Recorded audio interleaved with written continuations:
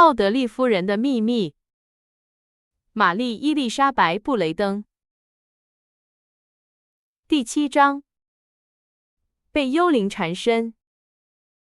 罗伯特·奥德利凝视着雾城与布鲁塞尔之间单调的沼泽和阴郁的白杨树，其茫然之态不亚于任何一个沉浸在怪诞热梦中的旅人，打量着一个看似虚幻的世界。他难道不是正要返回叔叔的家，却没有带回那个在那里统治了近2年，如同女王般的女主人吗？他觉得自己仿佛谋杀了米莱迪，并以某种神秘诡异的方式将她带走，如今却不得不向迈克尔·奥德利爵士解释这位他曾深爱过的女人的命运。我该告诉他什么？他想，我应该告诉他真相，那可怕的、令人毛骨悚然的真相吗？不，那太残忍了。他那宽厚的胸怀会在如此致命的真相面前崩溃。然而，如果他不了解那个卑鄙女人罪恶的全部真相，他可能会认为我对她过于严厉了。罗伯特·奥德利先生一边沉思着这些问题，一边心不在焉地从破旧马车车厢的座位上眺望着凄凉的风景，同时想着，既然乔治·托尔博伊斯的命运已然揭晓，他肩上的重担也随之减轻了许多。他下一步该怎么做？当他想起海伦·托尔博伊斯告诉他的故事时，无数可怕的想法涌上心头。他的朋友，他被谋杀的朋友，正被藏匿在奥德利庄园那座废弃古井的断壁残垣之中。6个月来，他就躺在那里，未曾入土，无人知晓，隐藏在古老修道院井的黑暗之中。他该怎么办？如果他开始搜寻被害者的遗骸，势必会立即引起地方治安官的调查，而一旦展开调查，米莱迪罪行的始末几乎不可能不公之于众。证明乔治·托尔博伊斯死于奥德利庄园，就等同于证明米莱迪是他的凶手，因为众所周知，在他失踪的那天，他曾去椴树步道与他会面。上帝啊！罗伯特惊呼道，意识到这意味着什么。难道我的朋友必须永远躺在那口未受祝圣的井里，就因为我宽恕了杀害他的那个女人吗？罗伯特感到他无法回避这个问题。有时他想，他的朋友是长眠于一座巧夺天工、举世无双的大理石纪念碑下，还是埋骨于奥德利庄园那片灌木丛中阴暗隐蔽的角落，其实都无关紧要。但在另一些时候，一想到对被害者犯下的不公，他就感到一种强烈的悲痛，恨不得能比他乘坐的布鲁塞尔至巴黎的特快列车跑得更快，只为早日结束旅程，弥补他所犯下的残酷不公。离开奥德利庄园后的第2天傍晚，他抵达伦敦，径直前往克拉伦登酒店，想打听他叔叔的消息。他并不打算见迈克尔·奥德利爵士，因为他尚未决定是否应该告诉他真相，但他渴望了解他叔叔是如何承受那残酷打击的。我要去见艾莉西亚，他想，他会告诉我他父亲的情况。我离开奥德利才2天，现在就期望情况好转，还为时过早。然而，奥德利先生那天晚上注定见不到他的堂妹，因为克拉伦登酒店的仆人告诉他，迈克尔·奥德利爵士和他的女儿已于当天早上乘坐邮政马车前往巴黎，之后他们将继续前往维也纳。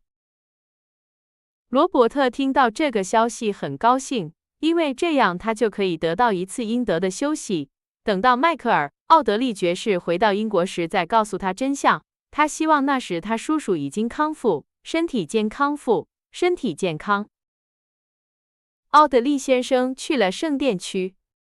乔治·托尔博伊斯失踪后，他觉得那些房间阴郁压抑，那天晚上更是如此，因为先前的暗黑猜疑已经变成了可怕的现实。他不再抱有任何希望，他先前对恐惧的构建实在太过精准了。乔治·托尔伯伊斯被他深爱并敬重的女人残忍而奸诈地杀害了。奥德利先生的房间里放着3封信，一封是迈克尔·奥德利爵士写的，另一封是艾莉西亚写的。第3封信的笔记，这位年轻的律师非常熟悉，尽管他以前只见过一次。看到信封上的字迹，他脸红了，小心翼翼地拿起信，仿佛他有生命，能感受到触摸一般。他在手中翻来覆去，端详着邮戳上的徽章和信纸的颜色，然后带着一丝古怪的微笑，把它放进了背心的口袋里。我是天底下最不幸的傻瓜，他想，难道我一生都在嘲笑那些意志薄弱之人的愚蠢行径，到头来却比他们中最愚蠢的还要愚蠢吗？那个有着棕色眼睛的美丽女子，我为什么要认识她？为什么我那不屑的复仇女神非要把我的脚步引向多塞特郡那间阴郁的房子？他打开了前2封信，他真是傻到家了，竟然把最后一封信留到最后，如同正餐之后一道充满魔幻意味的甜点。艾莉西亚在信中说，迈克尔·奥德利爵士以一种坚忍的态度承受着痛苦，以至于他最终更担心父亲那种耐心的平静，而不是任何暂时的绝望表现。他偷偷地去找了那位常在奥德利庄园发生严重疾病时出诊的家庭医生，请他对迈克尔·奥德利爵士进行一次看似偶然的拜访。医生照做了。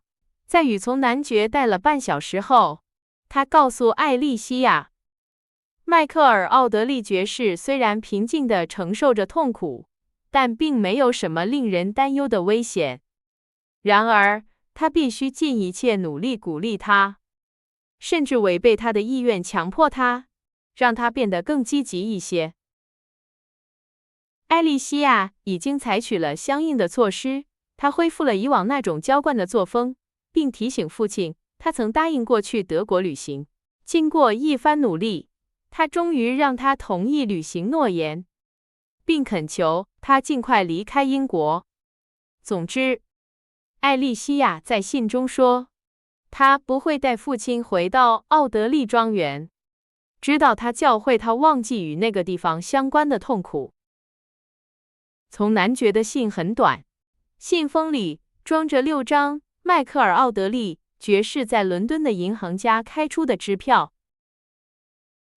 你需要钱，亲爱的罗伯特，他写道，来处理你认为合适的事务，以确保我托付给你照顾的那个人的未来福祉。我无需多言，这些安排永远不会被认为是过于慷慨的。但是，或许我应该告诉你，这是我第一次也是最后一次说，我最深切的愿望是永远不要再听到那个人的名字。我不想知道你打算如何处理他的事。我相信你会做出合理而仁慈的决定。我不想知道任何其他事情。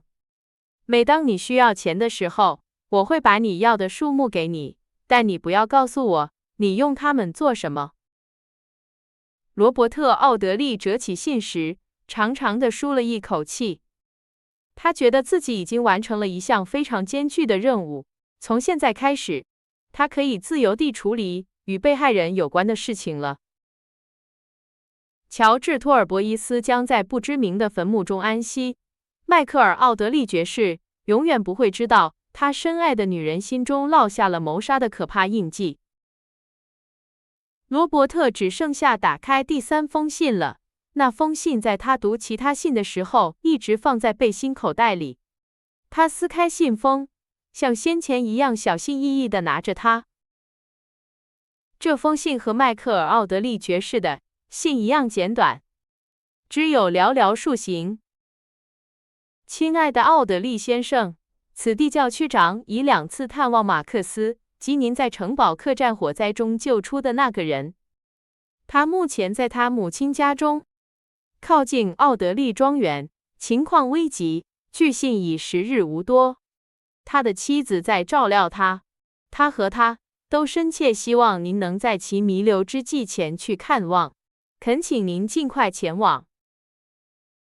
您真诚的，克拉拉·托尔博伊斯，斯坦宁山牧师住宅，3月6日。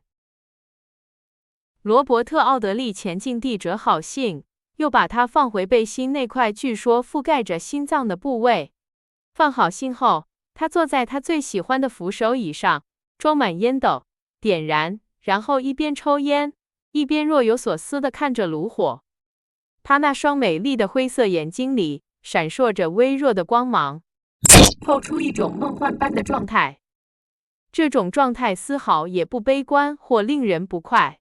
他的思绪在蓝色的烟雾中缭绕，把他带到一个充满虚幻光明的境地。那里没有死亡，没有烦恼，没有悲伤，没有痛苦，只有一个克拉拉·托尔博伊斯和他。他们凭借着爱情那无穷的力量，拥有了彼此。直到最后，一缕烟草燃尽，灰色的烟灰高出炉栅，那愉悦的梦境才飘然远去，回到那个由一位严厉的巫师守护着的地方。那里珍藏着从未发生过，也永远不会发生的事情的幻想。巫师只是偶尔转动钥匙，稍稍打开他宝库的门，以便给人类带来片刻的欢愉。但梦境消散了，沉重的现实负担又以异乎寻常的力量压在了罗伯特身上。马克思想从我这里得到什么？这位律师想，也许他害怕在没有忏悔之前死去。他想告诉我，我已经知道的事情，关于米莱迪罪行的故事。我知道他知道一切。从我第一次见到他时，我就知道了。他知道这个秘密，并想从中牟利。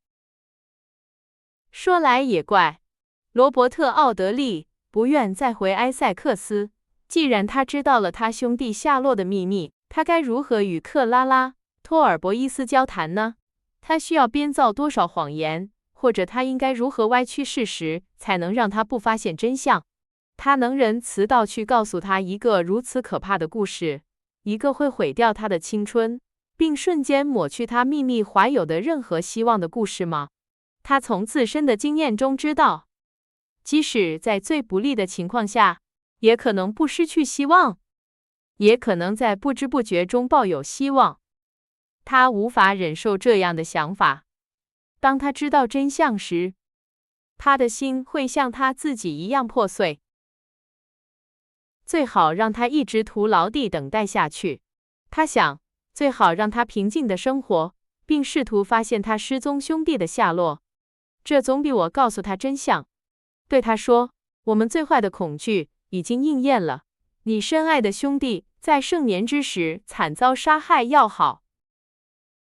然而，克拉拉·托尔博伊斯给他写了一封信，恳求他尽快返回埃塞克斯。他难道有权违背他的意愿？无论实现它会让他多么痛苦吗？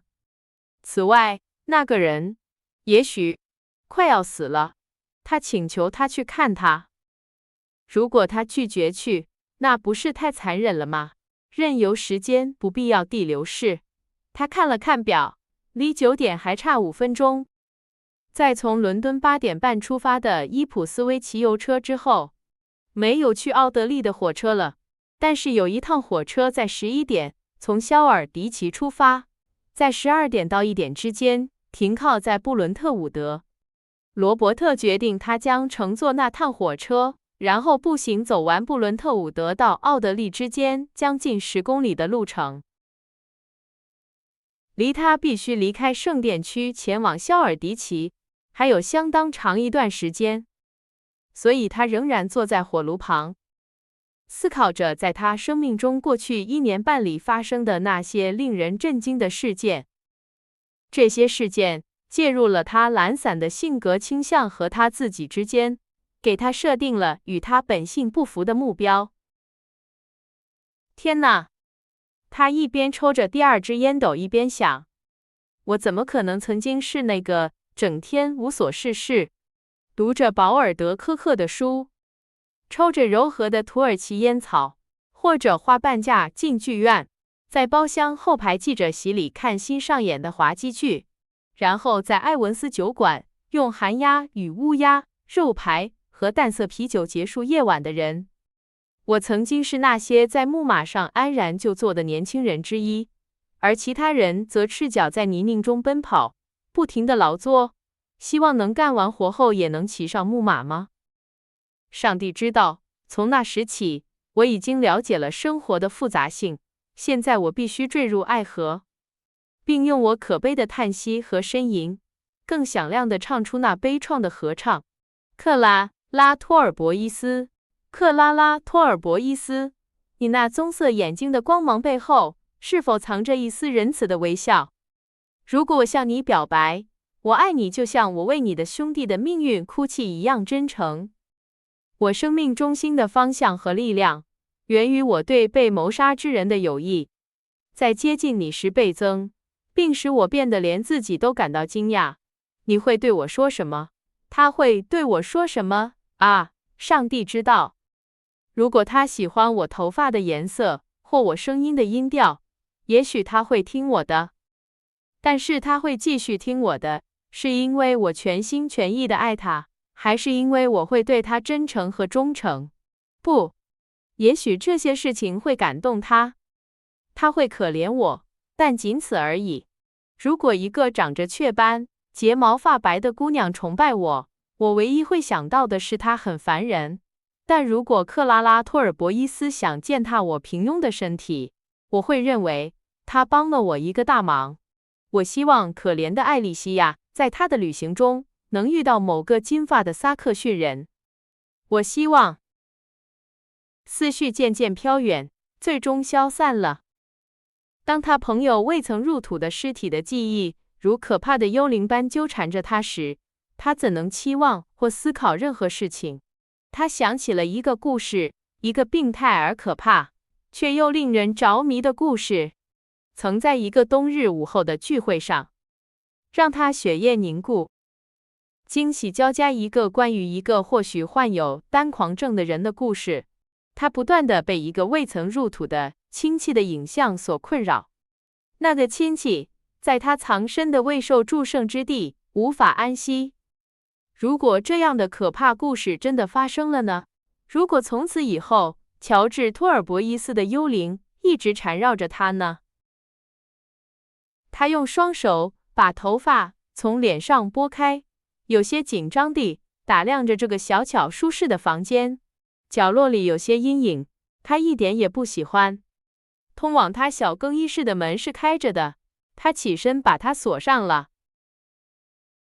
我并非白读了亚历山大·仲马和威尔基·柯林斯，他咕哝道。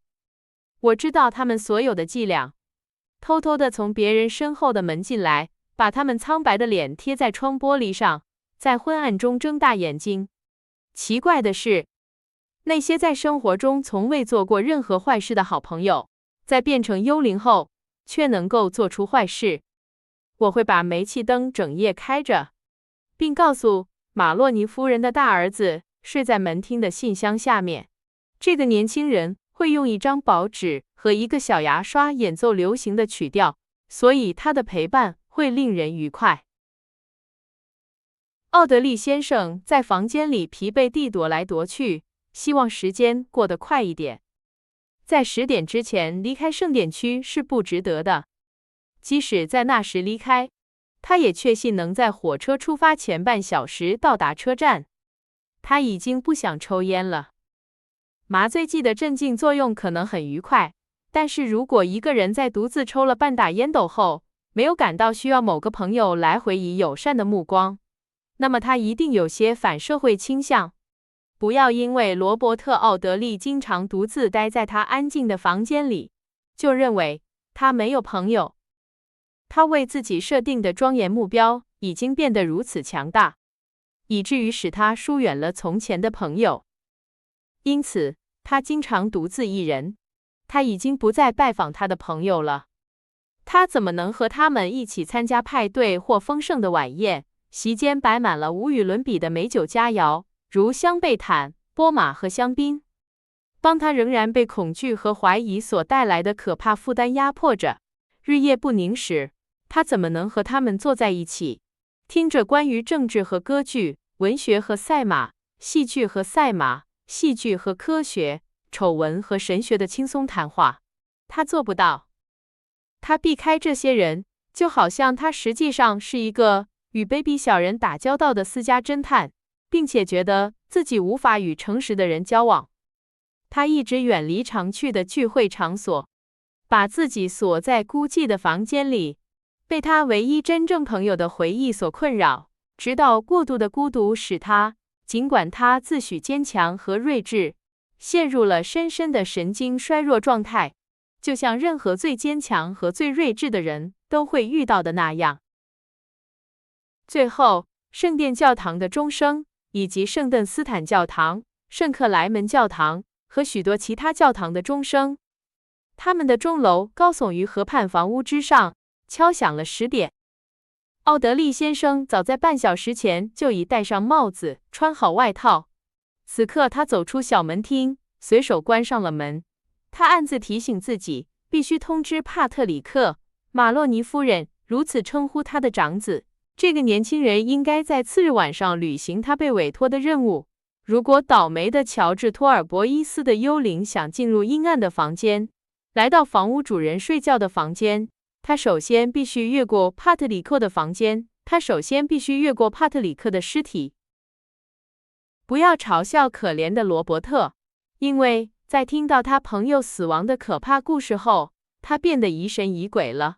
没有什么比思想那无形的平衡更为精细和脆弱的了。今天疯狂，明天清醒。谁能忘记塞缪尔·约翰逊博士那近乎可怕的形象？今晚，他还是聚会厅里一位令人敬畏的健谈者，庄严、缓慢、严厉而无情，是谦卑的、博兹的敬畏对象，是温文尔雅的奥利弗的苛刻批评家，是加里克和雷诺兹的朋友。然而，在次日黎明之前，他却变成了一个可怜的老人。善良的特拉尔夫妇发现他匍匐在孤寂房间的地板上，陷入了孩童般的迷茫和恐惧，向上帝祈求保佑他的理智。我相信，对那个痛苦夜晚和随后得到的悉心照料的记忆，应该足以让这位医生在斯特里汉姆拿起卧室烛台时，能稳住自己的手，因为他习惯于用融化的蜡滴浇灌他美丽保护着的昂贵地毯。他也可能产生更持久的影响，并在那位啤酒商的妻子也发疯并嫁给那个可怕的意大利歌手时，教会他仁慈。谁不曾一度疯狂，或将在某个孤独的时刻疯狂？谁能完全免于失衡？在如此晚的时候，舰队街几乎空无一人。罗伯特·奥德利沉浸在一种容易看到鬼魂的状态中。如果他看到约翰逊的朋友们正向西去寻欢作乐，或者看到失明的约翰·米尔顿摸索着走下圣布赖德教堂的台阶，他几乎不会感到惊讶。奥德利先生在法灵顿街拐角处叫了一辆马车，马车飞快地载着他穿过空荡荡的史密斯菲尔德市场，又穿过一片阴暗的街道迷宫，来到芬斯伯里路面宽阔的空地上。从来没有人见过马车里的幽灵，罗伯特想，即使是众马也没有这样做。不有，但如果他想到这个主意，他会的。一个坐马车的幽灵。哎呀，这个标题听起来不错。故事将讲述一位穿着黑色衣服的忧郁绅士，他按小时租了一辆车，并且在价格方面表现得很固执，把车夫带到城墙外的偏僻街区，而且表现得相当令人不快。马车在通往肖尔迪奇车站的崎岖不平的石子路上颠簸着，把罗伯特放在了那座不怎么起眼的建筑门口。车站里几乎没有人，罗伯特在长长的木质站台上踱来踱去，读着那些巨大的广告。广告上荒凉的文字在昏暗的煤气灯下呈现出一种幽灵般的外观。罗伯特，坐在一个空无一人的车厢里。空无一人，难道那个幽灵般的同伴没有加入他吗？那个在所有同伴中最顽固的幽灵，乔治·托尔博伊斯的影子，甚至在舒适的一等车厢里也缠绕着他。当他看向窗外时，他看到他在他身后，然而他又远在火车之外，在他正驶向的那个灌木丛中，在那个被害者遗骸所在的隐秘未受祝圣之地旁边。我必须把他好好安葬，罗伯特想。一阵寒风扫过平原，让他呼出的气息如同死者唇边溢出的寒气。我必须这样做，否则我会像今晚这样发疯。我必须这样做，不惜一切代价，即使代价是说出真相，让那个疯女人离开她所在的避难所，坐上被告席。我也要这样做。当火车在12点过后不久停在布伦特伍德时，他感到非常高兴。只有另一个人在那个小站下了车，一个魁梧的牧场主。他曾去某个剧院看了一出悲剧。乡下人总是去看悲剧，不要那些轻浮的杂耍，不要那些有着漂亮客厅、调光灯和玻璃窗的戏剧。剧中出现一个自信的丈夫，一个轻浮的妻子和一个聪明的女仆。他总是在擦拭家具并通报来访者。不要那些轻松的作品，而是一部宏伟的五幕悲剧。他们的祖先曾看过加里克和阿宾顿夫人的表演，而他们自己也记得奥尼尔那个美丽的女子。当她扮演贝弗利夫人，斯图克利因她的贫穷和不幸而侮辱她时，她那漂亮的肩膀和脖颈因羞愧和愤怒而长得通红。我想我们现代的奥尼尔们并没有那么强烈地感受到不公，或者 Akazanifani Fortuny issue。那些愤怒的红晕在雷切尔夫人的新艺术面前徒劳无功，在珍贵发廊的雪白纯净下不为公众所察觉。罗伯特·奥德利离开宜人的布伦特伍德镇，走下孤寂的山丘，走向位于他刚离开的小镇和那座矗立着脆弱阴沉房屋城堡客栈的山丘之间的山谷。城堡客栈曾长期与他最大的敌人风搏斗，最终屈服，并像一片枯叶般，在旧敌与一个更新更凶猛的敌人结盟时被吞噬。这是一段漫长而乏味的步行，奥德利先生抱怨道，一边打量着眼前延伸的道路。那道路如同沙漠中的小径般孤寂。这是一段漫长而乏味的步行。如果在3月一个悲伤的夜晚，天空中几乎没有月光，那就更是如此了。但我很高兴我来了，他补充说，如果那个可怜的人快要死了，并且真的想见我，如果我不来，我会是一个忘恩负义的人。此外，他希望我这样做，我除了服从，他还能做什么呢？愿上帝帮助我。他停在斯坦宁山牧师住宅花园的木栅栏旁，透过月桂树篱向那间简朴房间的格子窗望去，任何窗户里都看不到灯光。奥德利先生本可以心满意足地离开，除了带着一种不安的感觉打量着那座曾庇护过那个女人的房子之外，别无所获。那个女人的无限力量已经征服了他心中那座坚不可摧的堡垒。在城堡客栈曾与天风进行过无数次战斗的地方，只剩下了一堆烧焦的废墟。寒冷的夜风猛烈地吹刮着火灾留下的残骸，随意地把它们拖来拖去，导致一阵尘土、灰烬和烧焦的木屑落在罗伯特·奥德利身上。他正从那里经过。当这位夜行的旅人到达奥德利村时，已经是凌晨1点半了。就在那时，他想起了克拉拉·托尔博伊斯没有告诉他卢克·马克思住处的地址。是道森建议把那个可怜的人带到他母亲家。罗伯特不一会儿想到，而且我敢说，从那时起道森就一直照料着他。他会告诉我怎么去哪儿。基于这个想法，奥德利先生停在了海伦·托尔博伊斯在婚前居住的那所房子前。小诊所的门半开着，里面亮着灯。罗伯特把门完全推开，看见医生正站在红木柜台旁，用量杯调配着一剂药水，帽子放在他旁边。虽然时间这么晚了，但很明显他刚刚进来。他助手和谐的鼾声从诊所内一个小房间里传来。很抱歉打扰您，道森先生。罗伯特道歉地说。医生抬起头认出了他。但我来拜访马克思，我听说他现在的状况很不好，我希望您能告诉我他母亲的房子在哪里。我会带您去的，奥德利先生。医生回答说，我正打算现在就去那里。那么，他真的病得很重吗？病得不能再重了。他唯一能期待的改变，就是那个将带他超越一切尘世苦难的改变。真奇怪，罗伯特·奥德利惊呼道。他看起来并没有受到严重的烧伤。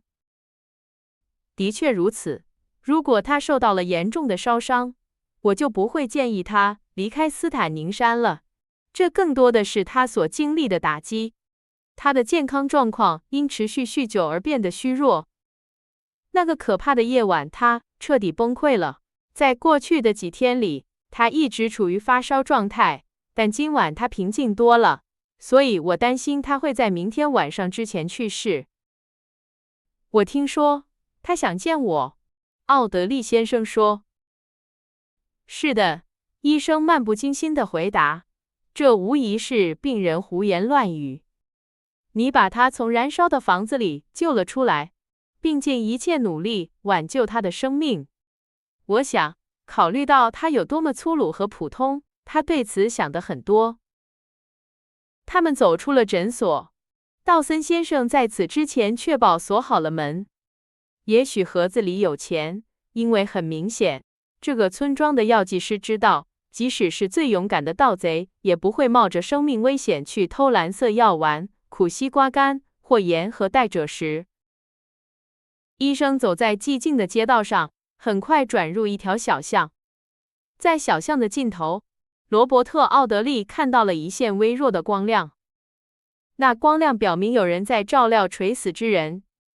那苍白忧郁的光亮，如果在夜晚与黎明之间的宁静时刻观察，总是显得那么令人沮丧。那光亮来自卢克·马克思的妻子和母亲照料他的那所房子的窗户。道森先生拉开门栓，走进了房子的一个小客厅，罗伯特·奥德利紧随其后。客厅空无一人，虽然桌子上放着一支易碎的牛油蜡烛，蜡烛有些破损，灯芯形状不规则，在桌上噼啪作响。病人躺在楼上的房间里。您想让我告诉他您来了吗？道森先生问道。是的，是的。如果您能这么做的话，但如果您认为我的到来会让他感到不安，我请您小心。我不着急，我可以等。当您认为合适的时候再叫我。医生点了点头，默默地走上了通往楼上房间的狭窄木楼梯。道森先生是个好人。事实上，教区医生必须是善良、体贴、和蔼和细心的。否则，那些没有固定薪水或没有金银可供奉的不幸病人，可能会遭受一些微不足道的怠慢或无足轻重的残忍。这些行为虽然难以在为最弱势群体谋福利的陪审团面前得到证实，但在发烧和令人烦躁的疼痛时刻，却同样令人痛苦。罗伯特·奥德利坐在温莎式椅子上，紧挨着冰冷的石头壁炉，沮丧地环顾四周。由于房间很小，不规则灯芯蜡烛发出的微弱光线，使得角落里显得很暗。对面那座8天走时钟磨损的钟面，似乎冷漠地注视着罗伯特·奥德利。午夜过后，8天走时钟发出的令人不快的声响，是如此为人所熟知，无需赘述。这个年轻人静静地听着那沉重单调的滴答声，听起来好像钟已经计算出垂死之人剩下的生命秒数，并带着阴郁的满足感标记着他们。又过了1分钟，又过了1分钟，又过了1分钟。钟似乎在说，在某个时刻，奥德利先生很想把他的帽子扔向他，希望能阻止如此忧郁单调的声音。然而，他没有必要这样做，因为最终，他听到了医生柔和的声音。医生从楼梯顶端探出头来，告诉他卢克·马克思醒了，想见他。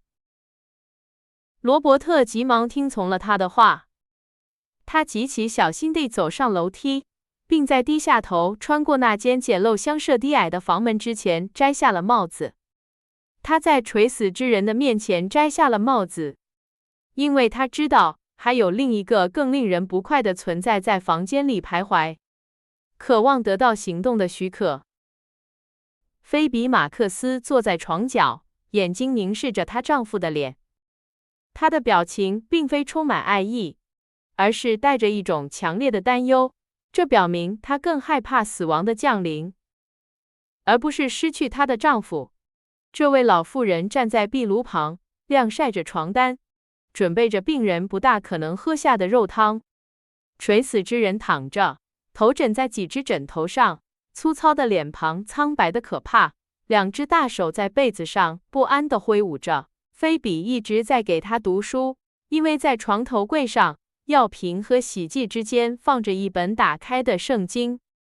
房间里的一切都摆放得井井有条，显露出一种精致的准确性，这是菲比一向的特点。当罗伯特穿过门口时，这位妇女起身走向他。请允许我和您单独谈谈，先生。在您和卢克谈话之前，他低声说，我恳请您先允许我和您谈谈。那个女孩在说什么？病人问道，发出一声低沉的咆哮，到他嘴边时几乎变成了耳语。即使在那些时刻，他仍然很野蛮。虽然死亡已经在他的眼睛里宣布了自己，但他仍然带着明显的不满看着菲比。他在做什么？他问道。我不会容忍你们密谋策划来对付我。我想亲自和奥德利先生谈谈，无论我做了什么，我都会承担责任。如果我造成了任何伤害，我会尽力弥补。他在对您说什么？他什么也没说，亲爱的，老妇人回答说，一边走到他儿子病床的床头。尽管他病了，却似乎不太适合接受如此亲昵的称呼。他只是在告诉您，您有多坏，亲爱的。记住，我想说的话只想告诉他。马克思先生咕哝道，如果不是他那天晚上救了我的命，我甚至都不会告诉他。当然不会，亲爱的，老妇人温柔地回答说。他的智力相当有限，此刻他并没有比先前重视他儿子的胡言乱语，更多的重视他的话。那个可怕的谵妄症，卢克曾被拖过数英里的燃烧砖块和灰泥，被扔进井里，被人从深坑里揪着头发拉出来，被从云中伸出的巨手悬挂在空中，从坚实的土地上扯下来抛向混乱之中，以及许多其他类似的疯狂景象，已经占据了他失衡的大脑。菲比·马克思已经把奥德利先生带出了房间，然后带到了小楼梯顶端的狭窄平台上。这个平台很小，几乎没有足够的空间让两个人站立，而不至于互相推挤到粉刷过的墙壁或楼梯上。先生，我非常想和您谈谈，菲比低声说。您还记得那天晚上我发现您安然无恙时我对您说的话吗？是的，是的。我告诉您我怀疑的事情，我仍然这样认为。是的，我记得。但我从来没有告诉过任何人，除了您。我为您问哈，Kevin 君的 Kemba 嘿，先生，而且我认为卢克已经忘记了那天晚上发生的一切，我认为他已经忘记了火灾发生之前发生的一切。当他到达城堡客栈时，他已经喝醉了，而且我认为火灾让他感到非常害怕和震惊，以至于他忘记了之前发生的事情。他根本没有怀疑我所怀疑的事情，因为如果他怀疑的话，他早就告诉所有人了。但他对米莱迪怀恨在心，因为他说如果他帮他在布伦特伍德或切尔姆斯福德找到一个地方，他就不会发生任何事情。我唯一请求您的是，先生，不要在卢克面前说任何关于这件事的话。是的，是的，我明白，我会小心的。我听说米莱迪已经离开了奥德利庄园，这是真的吗，先生？是的。而且他永远不会回来了，先生。永远不会。但我认为他不会去一个会受到残酷对待的地方。不，他会受到非常细心的照顾。我很高兴，先生。我很抱歉用这些问题打扰您，先生，但米莱迪一直对我很好。就在那时，他们听到了卢克在小房间里沙哑而微弱的声音，问那个女孩什么时候才能停止聊天。菲比把一根手指放在嘴唇上，然后把奥德利先生带回了病人躺着的房间。我不要你。马克思先生在他妻子再次进入房间时果断地说：“我不要你，你没必要听我想说的话。我只要奥德利先生，我想和他单独谈谈，不要在门后偷听。你听到我说的话了吗？所以你现在可以下楼待在那里，直到我再次需要你。你可以带走妈妈，不，妈妈可以留下，我需要她。”病人虚弱的手指向了门，他的妻子顺从地走出了房间。我不想听到任何事情，卢克，他说，但我希望你不要批评那些对你好的人。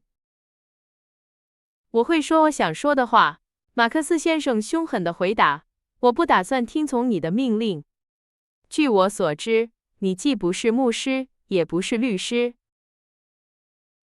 剧烈而迅速的痛苦并没有给城堡客栈的看管人带来道德上的改变。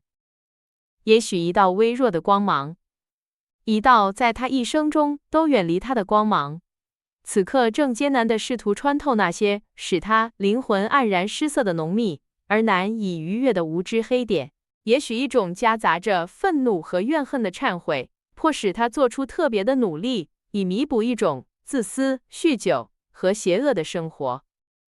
无论如何，他擦了擦苍白的嘴唇，把憔悴的目光转向罗伯特·奥德利。与此同时，他指着一张床头旁的椅子。总的来说，您一直在玩弄我，奥德利先生。他立刻说道。您用一种非常绅士的方式从我这里套取信息，把我当成手中的傀儡。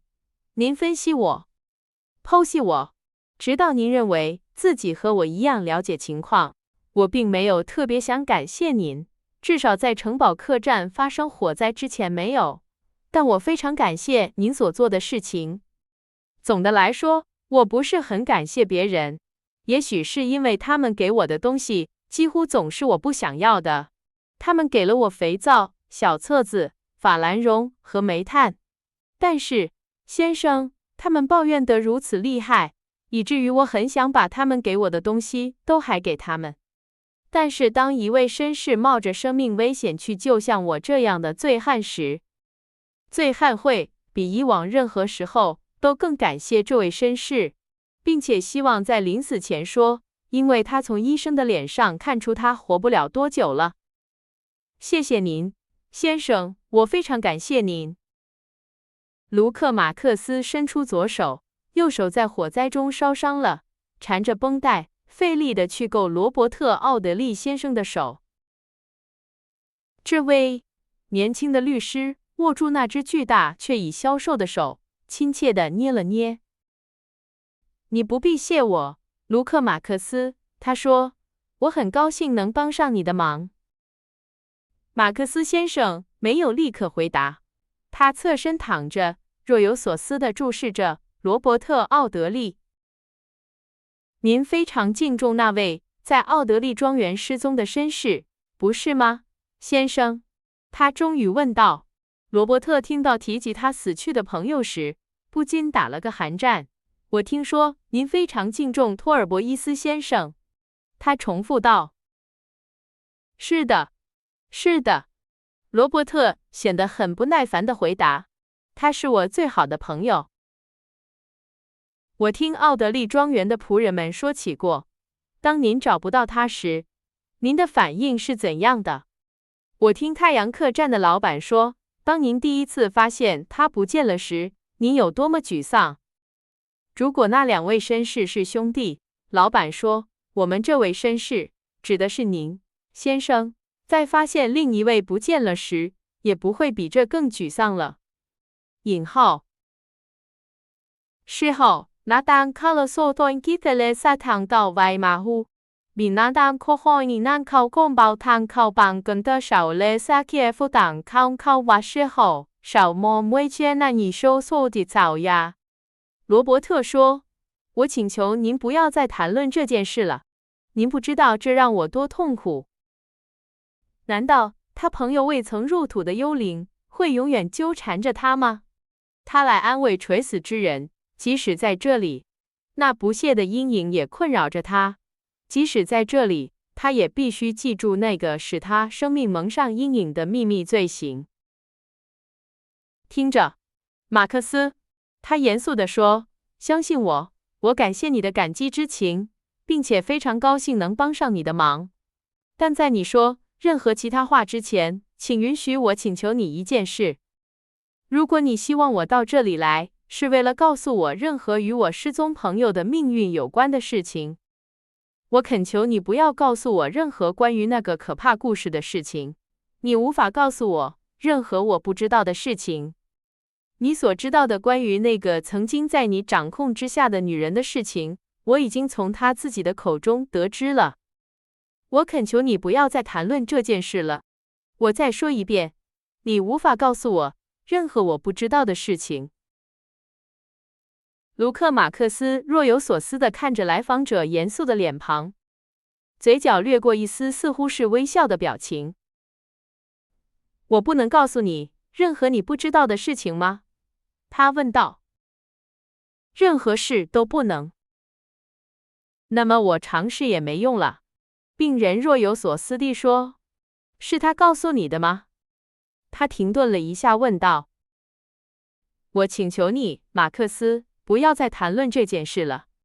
罗伯特严厉地回答，我已经告诉过你，我不想再听到任何关于这件事的话。无论你发现了什么，你都已经从中获利了。无论你发现了什么可怕的秘密，你都承诺过，只要得到丰厚的报酬，就不会泄露。你永远不应该泄露它们。真的吗？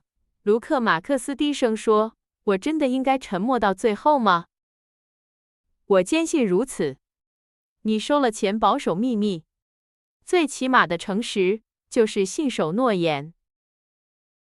真的吗？马克思先生说着，脸上露出一丝鬼魅般的微笑。但是，如果米莱迪有一个秘密，而我另有一个秘密呢？那又怎样？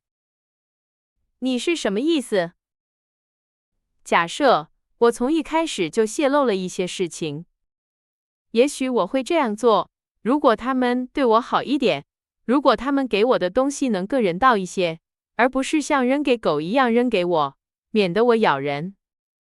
假设我泄露了一些事情，而且我确实这样做了，但是那又怎样呢？那又怎样？病人憔悴的脸上露出的得意笑容，其鬼魅之态简直无法形容。他在胡言乱语，罗伯特想，我必须对他有耐心，可怜的人。如果我对一个垂死之人没有耐心，那我就太失礼了。卢克·马克思带着那得意的笑容，注视了奥德利先生片刻。老妇人因照料垂死的儿子而精疲力尽，已经开始打瞌睡，在炉火旁打着盹儿。炉火上仍然煨着那无人会喝的肉汤。奥德利先生准备耐心地等待病人再次开口说话。在深夜的寂静中，每一个声音都清晰可辨，壁炉里落下的灰烬，燃烧煤块发出的不祥噼啪声，楼下房间里钟表缓慢而沉重的滴答声，冬日微风微弱的呜咽声，那或许是一位英国女妖在向守护垂死之人的那些人发出不祥的警告。病人粗重的呼吸声，每一个声音都与其他声音截然不同，仿佛各自拥有生命，并在笼罩着房屋的庄严肃穆中，预示着不祥的未来。罗伯特坐着，双手捂着脸，思考着既然他朋友命运的秘密已经揭晓，乔治·托尔伯伊斯和他那邪恶妻子的可怕故事也已在比利时的一家疯人院告一段落，他自己将会怎样？他将会怎样？既然他决定保守托付给他的可怕秘密，他就对克拉拉·托尔伯伊斯没有任何权利了。他怎么能在不让他知道真相的情况下见他呢？他怎么能直视他的眼睛而隐瞒真相呢？他觉得，只要一看到他那双探究的棕色眼睛，他所有的决心都会崩溃。如果他真的打算不泄露秘密，那么他就不能再见他了。如果他泄露了秘密，他就会使他的生活变得痛苦。他能出于某种自私的目的告诉他如此可怕的故事吗？如果他这样做了，他能忍受他被谋杀的兄弟未经复仇，被人遗忘地躺在一个未受祝圣的坟墓里吗？罗伯特·奥德利被这些似乎完全无法克服的困难所包围，又因长期承受的重负而陷入一种与他本性不符的悲伤之中。他沮丧地思考着，等待着他的未来，并认为，也许对他来说最好的结局，就是在城堡客栈燃烧的废墟中死去。谁会为我悲伤呢？只有可怜的艾莉西亚，他想，而他的悲伤也只是暂时的。克拉拉·托尔伯伊斯会为我悲伤吗？不。他只会因为失去了揭开他兄弟死亡之谜的一条线索而想念我。他只会